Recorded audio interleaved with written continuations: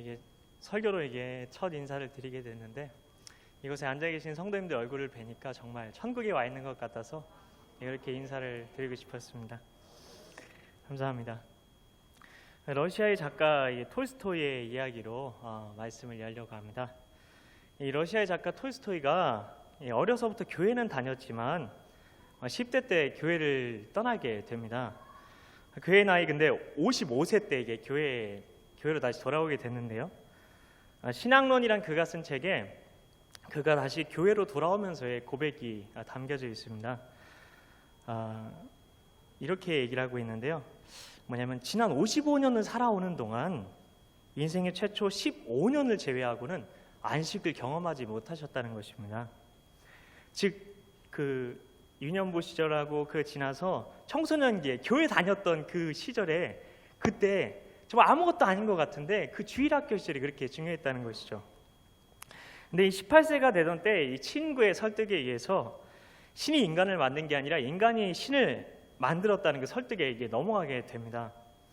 그래서 가족의 종교였던 이 기독교를 떠나기로 이렇게 결심을 합니다. 심지어 종교는 이게 속박처럼 여겨졌습니다.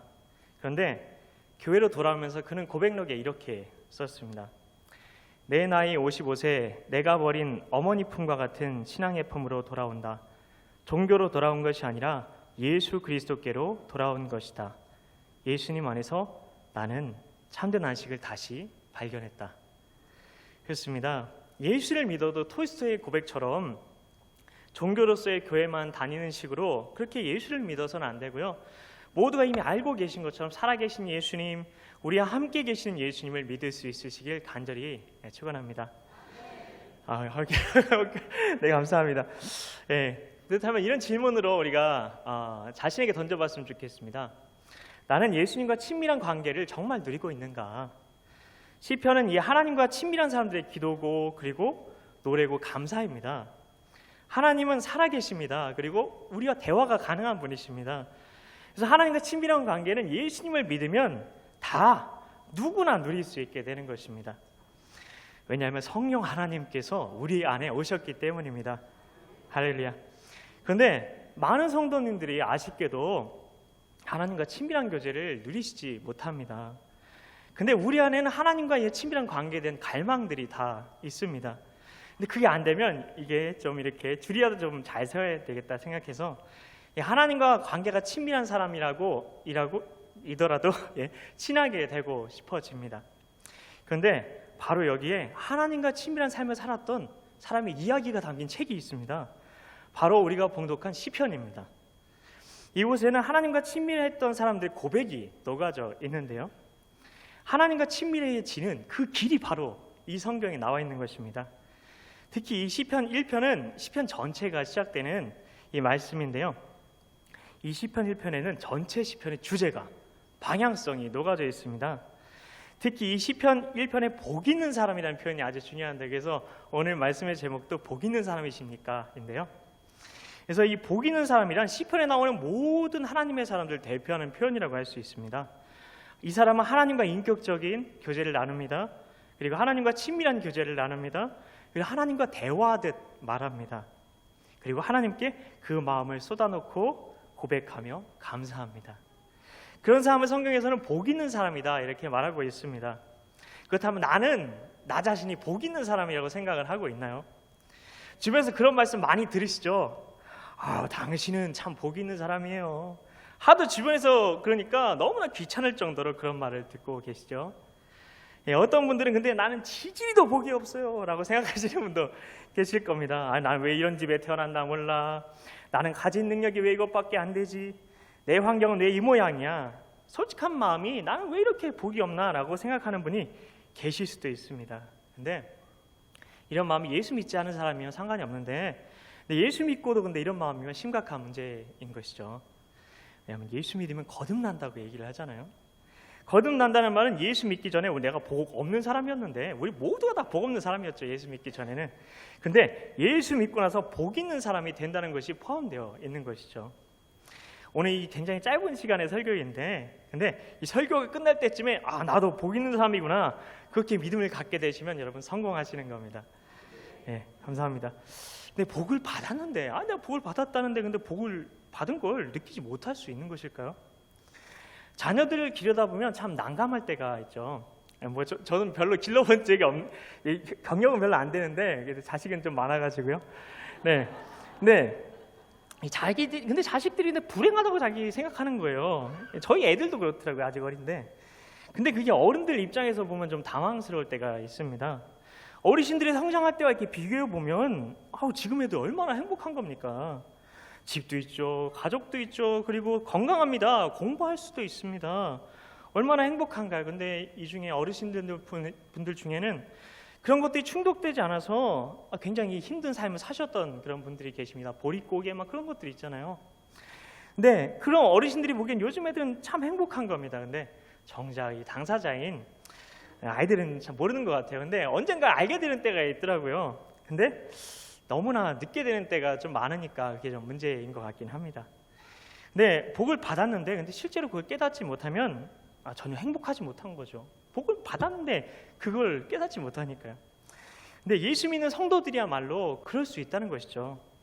예수님을 믿은 게 엄청 복을 받은 건데 나는 지지리도 복이 없어 라고 얘기하는 거는 복이 무언지를 어쩌면 모르고 있을 수 있다는 겁니다. 그래서 우리는 복을 받아야 합니다. 이건 기복주의를 얘기하는 게 아닙니다. 이 목사의 아들로 태어나셔가지고 지금은 목사님이 되신 귀한 목사님의 고백인데요.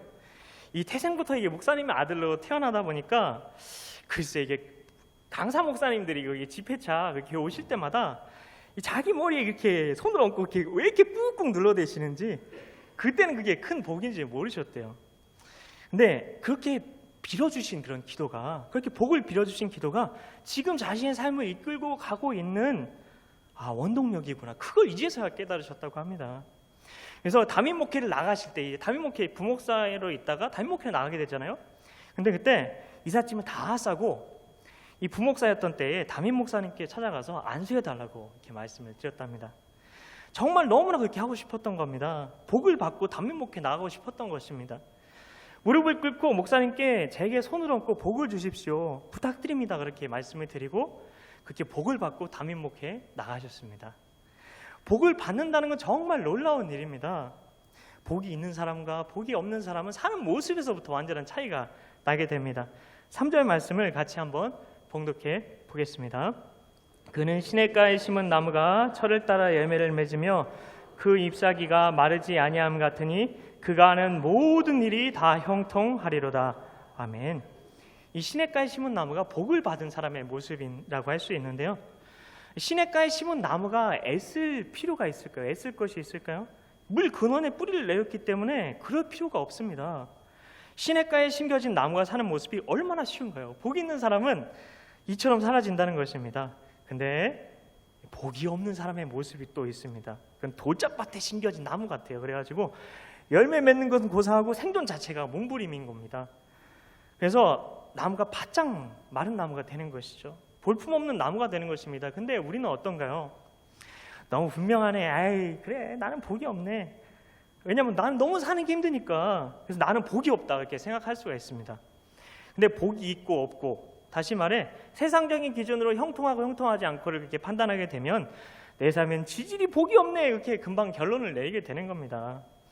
사업도 잘 되고 돈도 많이 벌리고 그리고 하는 일마다 다 성공하고 이제 수능시험 끝나는데 시험도 다 잘 보고 좋은 학교에 척척 들어가면 시냇가에 심은 나무 같고, 고생스럽고 힘든 일이 많아지면 내 인생은 돌짝밭에 심겨진 나무 같네 라고 생각하기 때문입니다. 그런데 길게 봐야 되는 거죠, 인생을. 네, 지금은 다 잘 된 것 같아도 어느 한순간에 이게 와르르 무너져 내리는 인생이 얼마나 많습니까? 지금은 힘들고 근데 어려운 길 같아도 나중에는 모든 게 다 잘 돼가지고 엄청난 열매를 맺게 되는 그런 삶도 얼마나 많이 있나요? 아브라함과 롯만 비교해봐도 알 수가 있습니다. 어디서 살지를 각자 택해가지고 롯은 소할 땅 기름진 곳을 이렇게 가게 됐죠. 롯이 형통한 것처럼 보입니다. 근데 아브라함은 산골짜기에 있는 헤브론으로 이렇게 이사를 갔습니다. 세월이 지난 후에 어떻게 됐죠? 유황불로 롯이 갔던 소돔과 고모라의 거기 심판을 받아서 모든 롯의 소유가 다 불타버렸습니다. 근데 아브라함은 어떻게 됐죠? 동서남북 아브라함이 바라보는 대로 그곳이 다 자기 땅이 되었습니다. 무엇이 형통한 것일까요? 지금 내 생각에 일이 잘 되느냐 잘 되지 않느냐 그걸로 복이 있고 없고를 판단할 문제가 아니라는 것이죠. 진짜 그럼 복이 있고 없고는 무엇으로 판단할 수 있을까요? 딱 떠오르죠. 말씀 이렇게 떠오르실 텐데요. 자, 그래서 오늘 본문 1절 2절 말씀을 같이 한번 봉독해 보겠습니다. 복 있는 사람은 악인들의 꾀를 따르지 아니하며 죄인들의 길에 서지 아니하며 오만한 자들의 자리에 앉지 아니하고 오직 여호와의 율법을 즐거워하여 그의 율법을 주야로 묵상하는도다. 아멘. 근데 이 말씀을 잘못 읽으면 안 됩니다. 잘못 읽을 수가 있어요. 뭐냐면 이렇게 생각하는 거죠. 악인들의 꾀를 따르지 않고 죄인들의 길에 서지 않고 오만한 자의 자리에 앉지 않고 하나님의 말씀을 잘 묵상하는 사람에게 하나님이 복을 주시리라, 이런 게 아니라는 것입니다. 이건 복을 이미 받은 사람에 대해서 이야기를 하고 있는 것입니다. 왜냐하면 에베소서에 보면 하늘에 속한 모든 신령한 복을 주셨다, 이미 주셨다 얘기하고 있기 때문입니다. 복의 근원 강림하사 찬송하게 하소서. 이미 내 안에 복의 근원이신 하나님께서 계시기 때문에 우리 모든 다 복 받은 사람입니다. 복을 추구하는 사람이 아니라는 겁니다. 복을 거지같이 구걸하는 사람이 아니라는 겁니다. 그래서 복이 이미 있으니까 이제 더 이상 그렇기 때문에 악한 자의 꾀를 따라가고 싶지 않고 죄인들에게 서고 싶지 않고 오만한 자들의 자리에 앉지 않고 싶은 겁니다. 그리고 하나님의 말씀을 너무나 사모하게 돼서 더 읽고 싶고 말씀만 따라가게 되었다는 것이죠. 왜냐하면 복이 있으니까 그렇게 되었다는 것입니다. 어떤 손해나 그래서 어려움이 있어도 그런 죄의 길로 가기 싫은 겁니다. 말씀의 길로만 걷고 싶은 겁니다. 이제는 악한 자들, 오만한 자들의 길로 걷고 싶지 않아요. 자발적으로. 그리고 고생스러워도 하나님 말씀만 자발적으로 따라가고 싶게 되는 것입니다.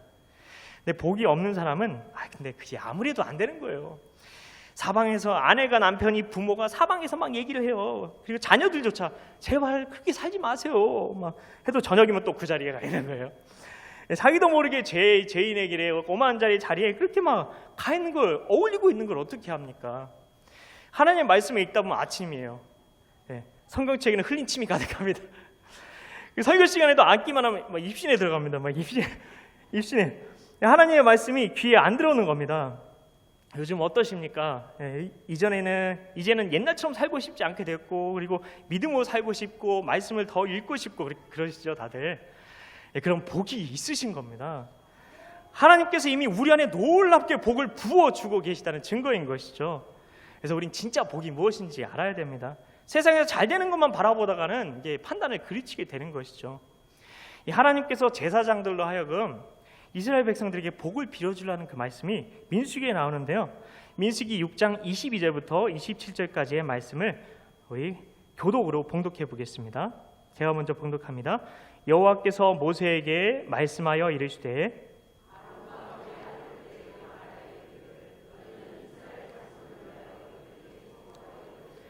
여호와는 내게 복을 주시고 너를 지키시기를 원하며 여호와는 그 얼굴을 내게로 향하여 드사 평강 주시기를 원하노라 할지니라 하라. 그들은 이같이 내 이름으로 이스라엘 자손에게 축복할지니 내가 그들에게 복을 주리라. 아멘. 하나님께서는 자기 백성들에게 복을 주십니다. 그리고 하나님께서 사람을 창조하시고 복부터 이렇게 주셨습니다. 근데 이것은 세상 사람들보다 잘 되는 거, 그런 것보다 좀 더 근본적인 문제인 것입니다.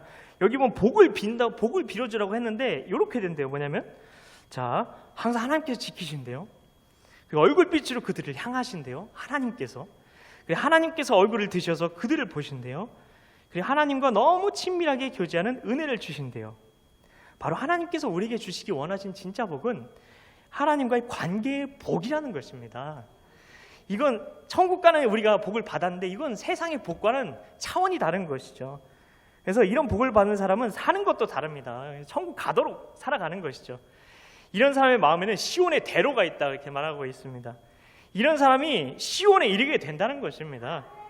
그래서 천국의 복을 받은 사람은 세상에 살아도 천국 가는 그런 사람답게 살아갑니다. 그래서 거듭난 사람은 삶이 달라져야 된다 이렇게 목사님께서 말씀하시는 겁니다. 그렇게 사는 게 근데 좋아서 그런 거예요. 예수님이 좋은 걸 어떡합니까? 이렇게 되는 거죠. 그게 더 편한 걸 어떡합니까? 이런 사람은 나중에 하나님 나라 갖게 됐을 때 하나님 앞에 가는 게 조금도 마음에 염려가 안 됩니다. 천국문에 들어가는 게 막 기다려지는 거죠. 천국문에 들어갈 때 자기 집에 들어가는 것처럼 이렇게 당당하게 이렇게 들어가게 됩니다. 우리가 밖에 나갔다가 집에 들어갈 때 얼마나 자연스럽고 당당하게 집에 이렇게 들어갑니까? 마치 입성하는 것처럼. 진짜 구원의 복을 받은 사람은 천국도 이렇게 가는 것입니다. 이게 바로 진짜 구원의 확신인 것이죠. 이런 사람은 그래서 하나님이 아버지라고 자연스럽게 너무나 가슴에서 막 우러나오게 성령께 주신 감동에 따라 이렇게 고백이 나오는 거죠. 그런데 천국을 가는 복을 받지 못한 사람은 죽고 나면 내세가 있다 하더라도 그런 얘기를 해요. 그 전도 폭발 얘기 많이 하고 계시는 걸 알고 있는데, 근데 죽고 나서 그 사람들도 좋은 데 가고 싶어 합니다. 그래서 내가 죽고 나서 좋은 데는 가야지 그렇게 생각을 하는 거죠. 그래서 내가 좀 선행도 좀 해야 되겠고, 내가 적선이라도 좀 이거라도 하면 그러면 좀 이렇게 죽고 나서 좀 좋은 데 가지 않겠나 그렇게 생각을 하게 됩니다. 그러다가도 막상 죽을 때가 다가오게 되면 그게 두렵고, 하나님 앞에 간다고 하면 그렇게 하나님이 낯설게 여겨지고 천국은 내 집처럼 여겨지지 않습니다. 근데 지옥은 꼭 고향 같고 내가 갈 곳은 지옥이지라고 하면서 알아서 지옥이 자기 집인 줄 알고 이렇게 찾아가게 되는 것이죠. 뭐라고 말릴 수도 없어요. 하나님이 그냥 무섭고 천국이 내게 너무 낯설고 자신이 없고 죽을 때가 가까우면 자꾸 불안해지고 그렇기 때문입니다. 만약에 이렇게 됐다면 나는 천국 가는 복을 받지 못한 사람인 겁니다. 네, 갑자기 분위기가 심각해졌습니다. 우린 잘 그래서 분별해야 한다는 것입니다. 우리는 예수님을 믿으시고 내가 복을 받았는지 잘 분별해야 합니다. 복 있는 사람이 2절에 보니까 하나님의 말씀을 사모한다고 되어 있습니다. 2절 말씀 같이 한번 봉독해 보겠습니다. 오직 여호와의 율법을 즐거워하여 그의 율법을 주야로 묵상하는도다. 아멘. 이 말씀을 들으시고 고민이 되시는 분들이 있으실 수 있습니다. 안돼, 역시 나는 복이 없나 보네. 하나님 말씀이 즐거워야 된다는데 난 읽으면 졸음밖에 안 오고, 하나님의 말씀을 배우고 싶은 간절한 마음도 내 안에 안 생기고, 하나님의 말씀이 막 나를 부자유스럽게 만드는 것 같고 너무 부담스럽고, 이런 분이 계시면 꼭 이 말씀을 주의 깊게 들으셔야 됩니다. 다음 부분을. 이런 마음이 드는 게 이상한 게 아니라는 겁니다. 이게 뭐냐 그렇게 생각하실 수도 있는데요, 사람은 다 그런 성향을 좀 가지고 있습니다. 그걸 원죄라고 하고 있죠. 원죄가 무엇이죠? 하나님께서 너무나 친절하신 분이에요. 그래가지고 이야기를 들려주셨어요. 원죄가 무엇인지. 바로 아담과 하와 이야기죠. 왜 주일학교 버전으로 들어가나 이렇게 생각하실 수도 있는데요, 이 아담과 하와가 하나님이 따먹지 말라고 했던 그 선악과를 이렇게 마귀가 잘 따먹으라고 했잖아요. 그래서 그렇게 따먹으면 하나님처럼 된다 해서 따먹은 게 선악과, 그리고 그게 원죄라고 할 수 있는데요. 그럼 원죄가 무엇일까요? 하나님 말씀이 부담스러운 거죠. 하나님 말씀이. 우리가 왜 불순종하죠? 불순종이 모든 죄의 근원이라고 얘기를 하는데, 왜 불순종하죠? 하나님 말씀이 부담스러우니까 불순종하는 것입니다. 하나님 말씀이 날 구속하는 것 같고 나를 부자유하게 만드는 것 같고 내 마음대로 사는데 걸리적거리게 하는 것 같으니까 그렇게 생각되는 게 이게 원죄라는 것입니다. 우리가 다 육신을 가지고 있고, 그리고 우리가 다 원죄가 있었기 때문에 누구나 다 하나님 말씀이 부담스럽고 어떤 때는 좀 부자유스럽게 나를 만드는 것 같고, 하나님 말씀에서 내가 좀 벗어나고 싶은 마음을 갖게 되는 거, 이런 거는 사람이면 누구나 다 가지고 있는 겁니다. 어쩌면 목사님들도 가지고 있을 수 있어요. 근데 우리 안에 예수님을 믿고 하나님의 성령이 오시게 됐다면 우리 안에 새로운 마음이 생기는 겁니다. 그래서 하나님의 말씀을 들으면 막 깨달아져요. 하나님 말씀을 더 알고 싶은 마음이 들어요. 그리고 복음이 뭔지 진리가 뭔지 알고 싶은 마음이 예수 믿고 구원받은 사람에겐 반드시 생긴다는 겁니다. 근데 이게 정말 예수님 수준으로 이게 된다는 건 아니에요.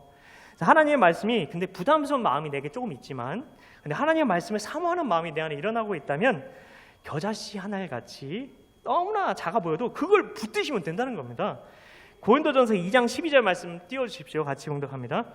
우리가 세상의 영을 받지 아니하고 오직 하나님으로부터 온 영을 받았으니 이는 우리로 하여금 하나님께서 우리에게 은혜로 주신 것들을 알게 하려 하심이라. 아멘. 하나님의 성령이 우리 안에 오셨습니다. 그래서 하나님이 우리에게 은혜로 주신 것들이 막 깨달아진다는 것이죠. 우리 안에 하나님의 말씀을 사모하는 마음이 막 너무나 뜨겁게 일어나지는 않아요. 근데 우리는 그게 막 뜨겁게 일어나지 않으면 없는 것처럼 생각을 하는데요. 근데 내가 말씀을 드리면 그렇게 되지 않아도 말씀을 드리면 은혜가 되고, 찬송을 부르면 은혜가 되고 위로가 돼요. 그리고 예배를 드리고 싶고 말씀을 더 알았으면 좋겠다는 마음이 들어요. 오늘도 예배 드리시면서 혹시 오늘 목사님 말씀을 통해서 주님의 음성을 내가 듣고 싶다면 무슨 역사일까요? 우리 안에 계신 하나님의 영으로부터 온 역사인 것입니다. 그게 바로 복이라는 것입니다. 예. 그 마음을 붙잡으시라는 겁니다. 아, 내 마음에 하나님이 복을 심어주셨구나. 그걸 붙잡으면 우리 길이 형통해지고 하나님이 책임져 주신다는 것입니다. 처음에는 그렇게 그 말씀을 내가 이게 붙들고 살려면 근데 좀 어려울 수도 있습니다. 손해볼 수도 있습니다. 왜냐하면 주일 성수해야 되니까. 예, 오늘 이렇게 주일학교 제가 이게 초등부 거기에 갔는데 선생님들이 그걸 고민하고 계신 거예요. 내가 이직을 고민하고 있어요. 목사님 기도해 주세요. 왜 그러세요? 아, 주일 성수 하고 싶어서 그래요. 그렇게 얘기하시더라고요. 하나님께서 그런 자를 버리지 않으십니다. 절대. 그리고 반드시 형통하게 하시겠다 말씀하셨습니다. 어느 초등학교에서 있었던 이야기입니다. 연하 초등학교 선생님이 시험 감독을 하시는데 근데 이 아이가 늘 1등만 하는 아이예요. 네. 근데 그날따라 그 아이가 몹시 막 머리를 쥐어뜯으면서 막 괴로워하는 겁니다. 거의 100점만 맞는 그런 아이인데요. 가만히 보니까 문제 하나의 답을 모르고 있는 겁니다. 그런데 옆에 앉은 아이는 어떤 애냐? 늘 컨닝만 하는 애입니다. 옆에 앉은 아이가 늘 걔한테 신세를 지고 살았어요. 근데 그러다가 이 아이가 답을 쓰지 못한 그 문제를 다른 아이 답을 보고 그 애가 답을 쓴 거예요. 그러니까 그거 보니까 너무나 안타까운 마음이 너무나 충만하게 된 거죠. 그동안 신세진 것도 많아서 갚아주고 싶은데 이 아이가 컨닝을 안 하는 거예요. 안 하는 아이기 때문에. 그래서 답안지를 옆에 두고 막 옆구리를 막 찔렀어요. 자기가 답을 알아냈으니까 보라는 겁니다. 선생님이 이렇게 잘 다 아시고 지켜보고 계셨죠. 가만히. 예, 저 아이가 어떻게 하려나? 처음에는 안 봅니다. 보라니까. 시험이 다 끝나는 얼마 전에 어떻게 했을까 결국엔? 싹 보는 겁니다. 답을 쓰는 걸 보고 제가 너무 연기를 잘했나? 저도 그런 적이 있는 것처럼. 예. 근데 그렇게 답을 쓰는 걸 근데 선생님이 딱 보시고 나서 아시니까 마음이 무너지시는 거예요. 쟤도 무너졌구나. 쟤도 유혹에 넘어갔구나. 한편은 실망되셨어요. 근데 시험이 끝나고 이게 답안지를 다 내고 하는데 이 아이가 끝까지 나가지 못하고 얼굴만 빨개져가지고 가만히 앉아 있는 겁니다. 그래서 다 나가고 마지막으로 그 아이가 답안지를 가지고 나오면서 답안지 쌓아 놓은 곳에 이렇게 자기 답안지를 쌓아 놓으면서 선생님을 바라보는데 울음을 터뜨립니다. 그 아이가 하는 말이 이겁니다. 선생님, 전 빵점입니다. 한 문제를 보고 썼습니다. 선생님께서는 그 아이를 꼭 끌어안아 주셨습니다. 너 정말 복이 있구나. 자기가 한 문제 커닝한 것이 그렇게 마음에 가책이 되어서 너무 괴로워서 자기는 빵점이라고 한 것입니다. 이 아이가 복이 있는 겁니다. 하나님은 그걸 절대 놓치지 않으십니다. 이 아이는 그날 빵점 쳐야 될 수도 있었어요. 하지만 그건 문제가 되는 게 아닙니다. 그 아이 인생 전체를 걸고 보면 이 아이는 놀라운 아이입니다. 하나님께서 주목하시는 아이입니다. 하나님 마음에 합한 아이입니다. 우리는 복이 무엇인지 알아야 합니다. 우리 안에서 거룩한 성령의 역사가 일어나고 있습니다. 성령 하나님은 거룩한 영이십니다. 우리 이미 다 알고 있습니다. 우리가 더 이상 세상 방식으로 해서 살지 못하게 하시는 것이죠. 죄 짓고 살지 못하게 하십니다. 이제는 하나님 말씀을 더 알고 하나님의 인도를 더 받고 싶도록 만들어주시는 분이십니다. 우리가 비록 육신적으로 막 헤매고 살게 되면 하나님께서는 근심하십니다. 우리 마음이 괴롭습니다. 그렇다면 이게 바로 복입니다. 그게 바로 복 있는 사람이라는 것입니다. 자, 어느 교회에서 있었던 이야기로 말씀을 맺고자 하는데요. 어느 교회에 갔더니 전도사님을 칭찬하십니다. 왜냐하면 1년 유급해서 이번에 졸업하지 못하게 됐다는 겁니다. 근데 그걸 막 칭찬하고 있는 거예요. 근데 사연을 듣고 보면 이해가 됩니다. 학교에서 이 체프 시간에 몇 번 이상을 빠지면 유급인데요. 그래서 아무리 공부를 잘해도 소용이 없습니다. 근데 교회에서 집회가 있거나 행사가 있거나 하면 그렇게 빠지는 경우는 예외로 봐주기도 합니다. 근데 이 전도사님이 체프를 몇 번 빠지면서 글쎄 교회 핑계를 대신 거예요. 그러면 빼주니까요. 근데 하나님께서 기도 중에 그걸 알게 하시는 거예요. 거룩한 영이시니까. 너 거짓말로 학교에 사유서를 내지 않았느냐? 그래서 학교 빠진 거 거짓말로 넘어가지 않았느냐? 근데 학교에 가서 이거 바른대로 이야기를 하면 1년을 유급해야 되는 겁니다. 1년을. 눈 감고 지나가면 괜찮은 겁니다. 하나님도 이해해 주시겠지 그러고요. 교회에서도 다 졸업하는 줄 알고 있어요. 담임 목사님께 가서 고백하고 학교 가서 제가 체플에 빠졌는데 교회에서 무슨 일이 있었던 게 아니고 제가 거짓으로 써낸 겁니다. 그렇게 말해야만 했던 겁니다. 근데 그렇게 말을 했습니다. 이 전도사님이. 학교 가서도 얘기하니까 그러면 너 유급인데? 학교에서도 당황스럽습니다. 이렇게 되면 너 유급이야. 저 유급하겠습니다.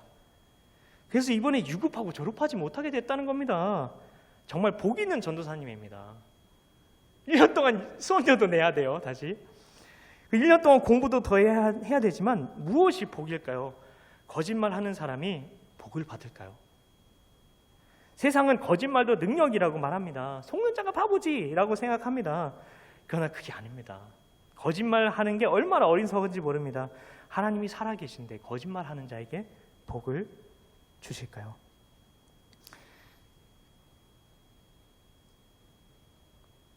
하나님께서는 오늘 이 시간에 복을 주셨습니다. 다 주셨어요. 우리 안에 계신 성령께서 계속해서 말씀하고 계십니다. 이제는 복으로 하는 눈이 열리기만 하면 되는 것입니다. 바로 이게 사는 길입니다. 이 때문에 우리가 비록 어려움을 겪어도 나는 하나님을 믿으리라. 여호사처럼 나와 내 집은 여호와를 내가 따르겠노라. 네, 그런 식으로 그렇게 우리 고백할 때 나도 살고요. 지금 어려움에 처한 우리나라도 살게 되는 것입니다. 6절 말씀을 봉독하고 말씀을 마치겠습니다. 6절 말씀 같이 봉독해 보겠습니다. 무릇 의인들의 길은 여호와께서 인정하시나 악인들의 길은 망하리로다. 그렇습니다. 망하는 자의 길에서 빨리 벗어나셔야 합니다. 우리는 형통하는 자의 반열에 서야 합니다. 우리는 이미 복을 받은 사람입니다. 우리 안에 계신 예수 그리스도, 그분이 복이십니다. 예수님의 길에서 그 말씀의 반석 위에 굳게 서셔서 걸어가시는 우리 중북교회 성도님들 되시길 예수님의 이름으로 축복합니다. 이 시간 같이 기도하겠습니다. 은혜와 사랑이 충만하신 하나님 아버지,